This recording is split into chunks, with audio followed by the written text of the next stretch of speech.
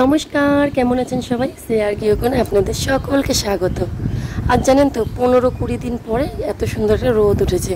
নয়তো রোজ বৃষ্টি হচ্ছিল, আর এত সুন্দর রোদ দেখে আমিও লোভ সামলাতে না পেরে সব জামা কাপড় কেচে সকাল সকাল ধুয়ে মেলে দিলাম।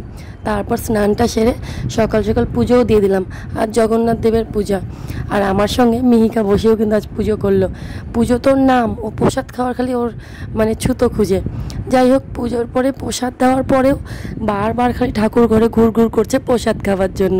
এই দেখুন না। তারপর চলে গেলাম সোজা রান্নাঘরে, দুপুরে রান্নাটা সেরে নিলাম। মিহিকাকে ভাত খাইয়ে দিলাম। তার জন্য করেছিলাম কাতল মাছের ঝোল পেঁপে আর কোয়াশ দিয়ে। আর আমাদের জন্য রান্না করেছিলাম পটল ভাজা, মাছের ডিমের বড়া আর খাসির মাংস। আমরাও তারপর খাবার দাবার সেরে একটু রেস্ট নিয়ে নিলাম। তারপর বিকেলে তৈরি হয়ে নিলাম, কারণ আমরা যাব একটু রথের মেলায়। মিহিকার এটা প্রথম রথযাত্রা, মানে এর আগের বছরও ছিল রথযাত্রায়, কিন্তু তখনও অনেক ছোট ছিল, কখনো যায়নি। তাই ভাবলাম ওকে একটু ঘুরিয়ে নিয়ে আসি। মেলাতে তো চলে গেলাম, কিন্তু মেলাতে গিয়ে দেখি এত ভিড় জানেন। মানে কাল যে ওয়েদারটা ভালো ছিল, প্রায় সবাই চলে এসেছে মেলাতে।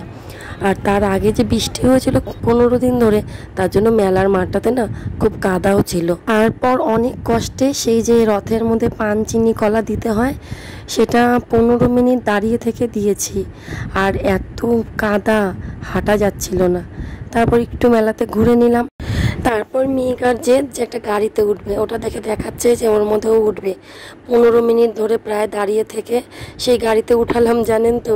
উঠেই সে কি ভয়, একটুও ঘুরলো না সেই গাড়ির মধ্যে। যাই হোক, এই পুতুলগুলো কি সুন্দর লাগছে দেখতে না, তাই ক্যামেরা বন্দি করে নিয়েছিলাম। এই দেখুন না, এই গাড়িটাতে উঠেছিল, উঠেই নেমে গেল, ও চড়লই না। তারপর কি চলে আসলাম বাইরের দিকে। এই দেখুন, এগুলো দেখে কিছু মনে পড়ছে?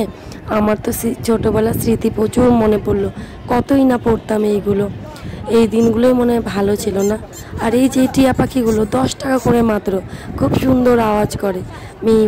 মিহুর জন্য একটা কিনে নিলাম। তারপর মেলার থেকে বেরিয়ে সোজা চলে যাচ্ছি আমার এক বান্ধবীর বাবার বাড়িতে। সেখানে নিমন্ত্রণ আছে, আজ তাদের গৃহপ্রবেশ। সেই উপলক্ষে ওরা লোকনাথ পুজো করছে। এই যে চলে এসেছি বান্ধবীর বাড়িতে। এখানে লোকনাথ পুজো হচ্ছে, সেখানে কিছুক্ষণ সময় কাটালাম। আর এখানে এসেও মিহিকার কিন্তু দুষ্টুমি একটুও কমেনি। আর এই হলো আমার সেই বান্ধবী, যার বাড়িতে আমরা অ্যাকচুয়ালি এসেছি, মানে যার বাবার বাড়িতে। তারপর ওদের ঘরগুলো ঘুরে ঘুরে দেখলাম। সত্যি খুব সুন্দর হয়েছে ঘরগুলো, খুবই সুন্দর। ওরা আজ এই নতুন ঘরে ঢুকলো আর কি পুজো করি।